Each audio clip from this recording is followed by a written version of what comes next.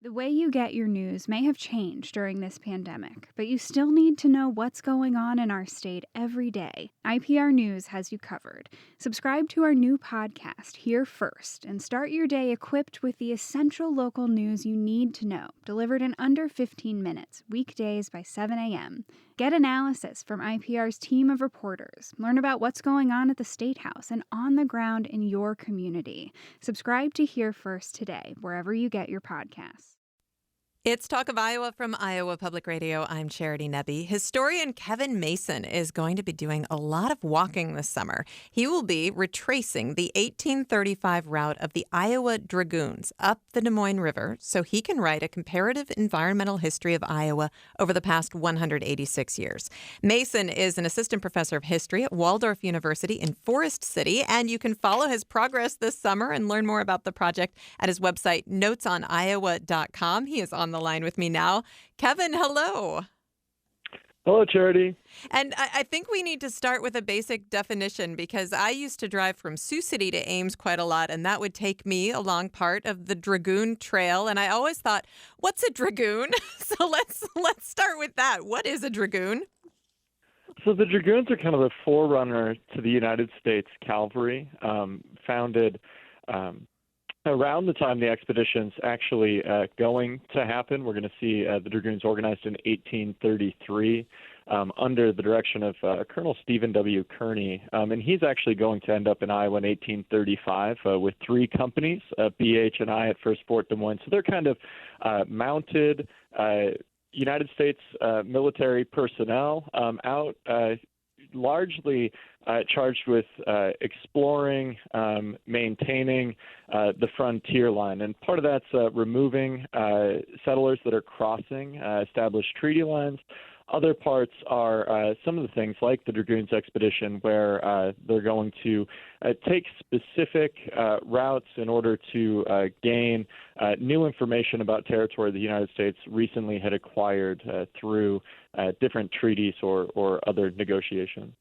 And take us back in time to Iowa, the place that would become the state of Iowa in 1835. You mentioned frontier. Of course, this was not empty frontier land. There were many Native people living and traveling through the state of Iowa at that time. But tell me a little bit about this land then.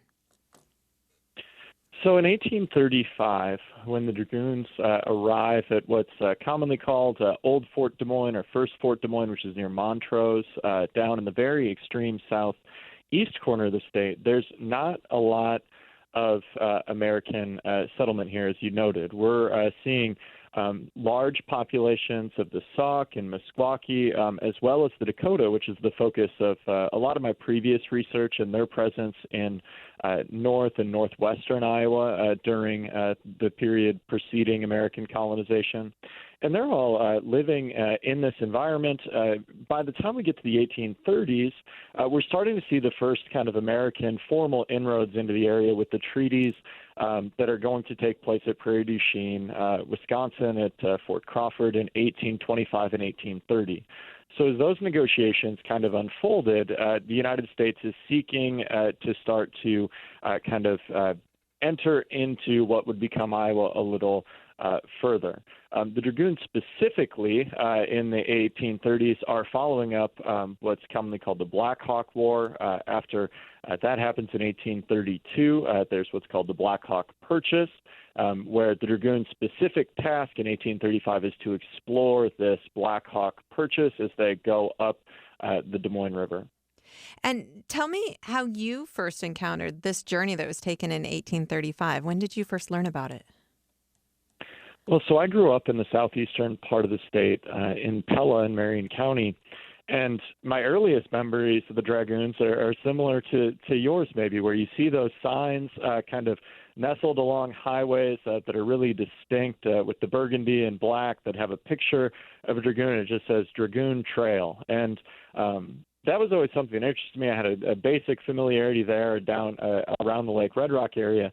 But then I think this kind of turned into a daydream during when I was working on my dissertation at Iowa State, thinking about how great it would be to get out into the field and really explore history firsthand by kind of retracing this route of the Dragoons. And as I came out of that process, and we've all been living through this kind of crazy year, I started to joke about it more and more. That's how my wife's been describing it. She says, I started to joke about this last fall, and then one day it was just a thing that was happening.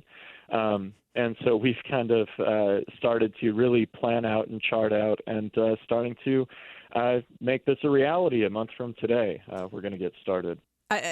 Is she walking with you? She's going to be, as in most aspects of my life, a constant source of support. We've charted out and broken the days into 4-mile segments where she's going to meet up with me consistently throughout the day. We'll still kind of doing some other things that she has in mind in some of these places we're going. One of the great parts about this is we're going to get to see Iowa, and we're both Iowans, in ways we never have before, and see it slowly in a way that I think will allow us to gain new perspective, and then hopefully share those experiences with a variety of different people as we kind of make our way up over the course of May, June, and July. And what is the full route? How many miles will you be walking altogether?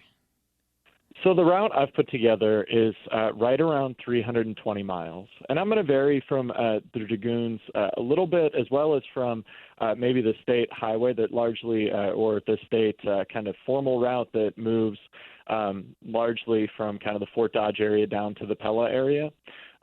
So I'm going to, in May, I'm going to be starting at Old Fort Des Moines near Montrose and going over to Farmington up to like Lacey Keosauqua State Park and then up to Eldon through the Ottumwa area and then eventually ending up at the Red Rock Dam near Pella.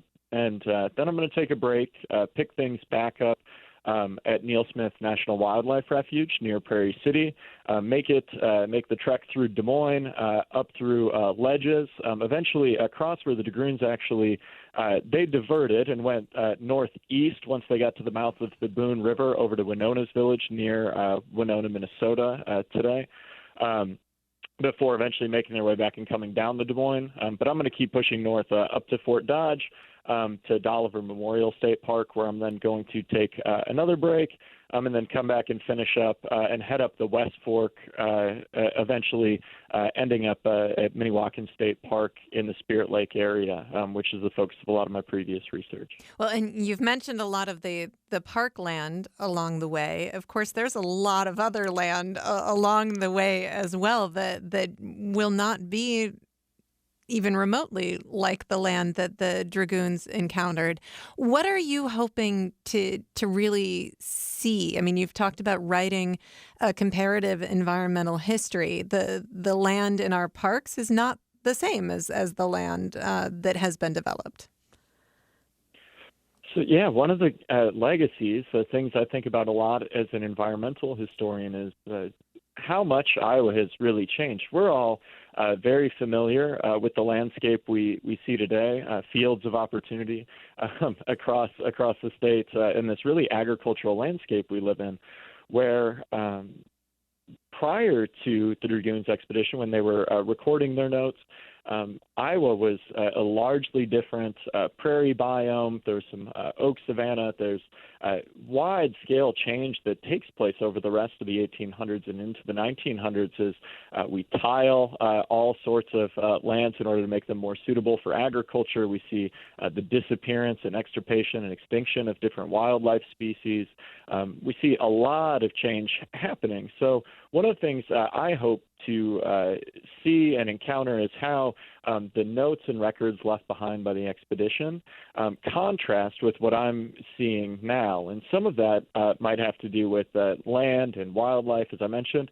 Other things have to do with the Des Moines River itself. I think growing up in Pella, I was acutely aware of the town of Red Rock that's now submerged beneath the waters of the reservoir, where you think about the large damming projects at Lake Red Rock with the large hydroelectric dam that's there, or the Saylorville Dam in Des Moines, or even the series of projects that were abandoned that took place during the 1850s and 1860s in order to open the Des Moines River to steamboat navigation.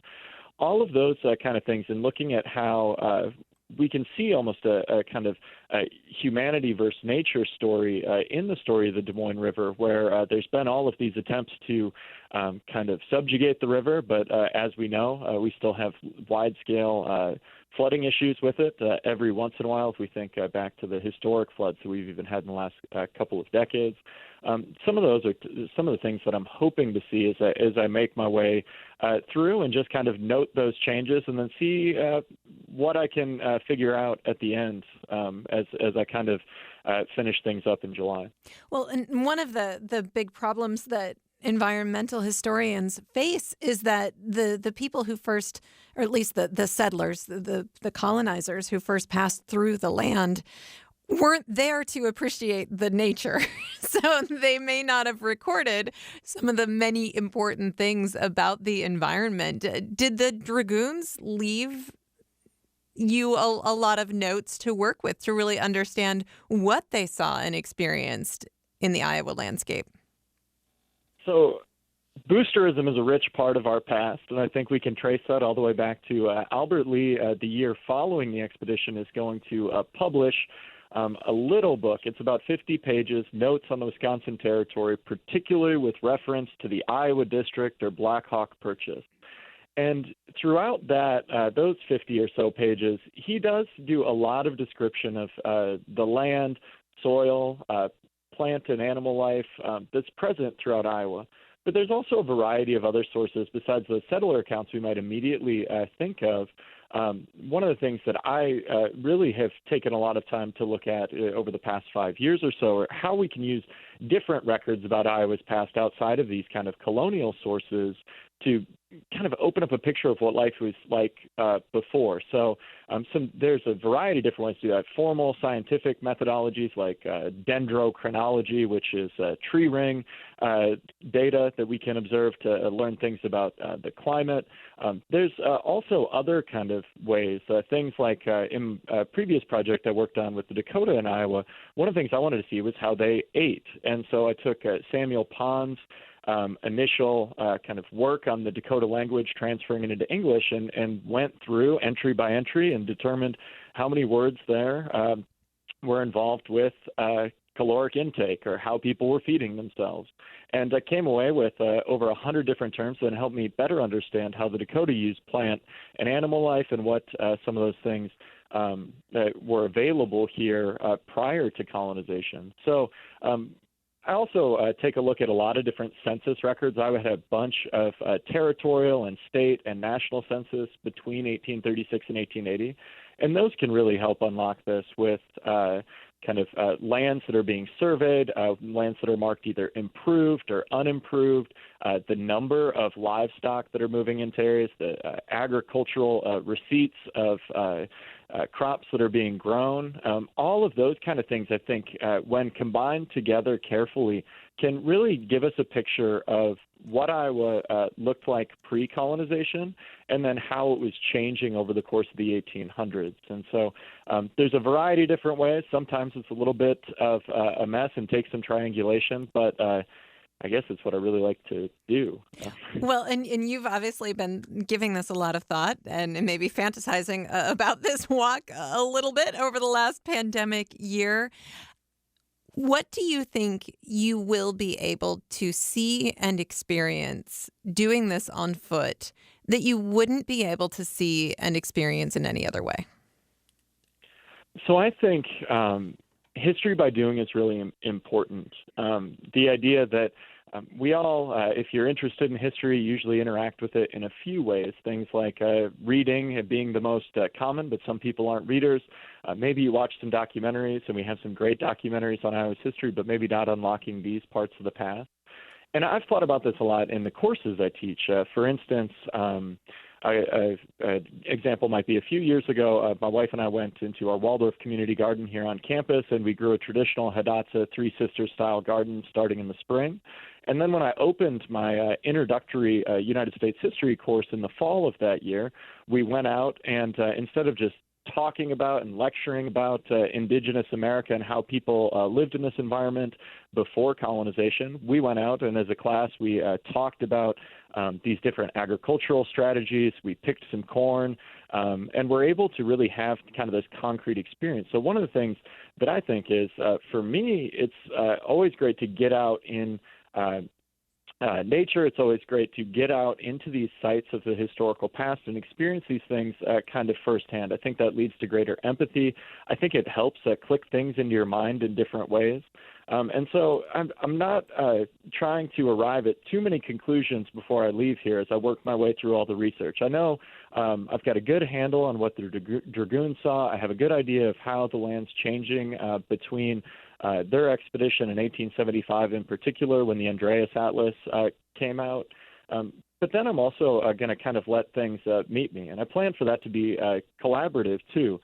There's all sorts of opportunities on the website for people to participate in the forum. You can link in on Twitter or Facebook or YouTube or Instagram, all those different places where I hope to have some of these conversations. Because one thing I've learned in Iowa is that people really care about our shared past. And it can be a really collaborative thing. I think about different kind of community service things I do either with the Winnebago Historical Society or right on the park in Mason City, where I'm just constantly blown away that although I'm a historian professionally, a lot of other people have incredible insights and depth of knowledge because of their connection to these places. And I hope I'll encounter people like that along the way and have some of those conversations and then let kind of the conclusions find me. I don't like to set out with a conclusion before I start a project. So we'll see what kind of happens, which I know is maybe a weird way, but I'm hopeful that it'll be an interesting journey. Are you also going to dress like a dragoon so you can really experience what it was like to wear the clothes that they would have worn while hiking this long distance? Oh, I can find that relatable. My first job out of college, I worked at the Fort Abraham Lincoln Foundation up in Mandan, North Dakota, where Custer left for the Battle of Little Bighorn. And if I got the unlucky straw, I got to wear the old wool uniform like the 1800s military. I don't plan to break it out this summer. I think I'll be going safety vest and hopefully a good pair of boots to make it. Much smarter. It's a good idea. Kevin, thank you so much and best of luck. I hope that you'll check in with us on your journey and when you get it done. Yeah, I appreciate you having me, Charity. Thank you. Kevin Mason is an assistant professor of history at Waldorf University in Forest City. This summer, he will be retracing the 1835 route of the Iowa Dragoons up the Des Moines River so he can write a comparative environmental history of Iowa over the past 186 years. You can find out more about his project and journey at his website, notesoniowa.com. This is Talk of Iowa from Iowa Public Radio. I'm Charity Nebbe.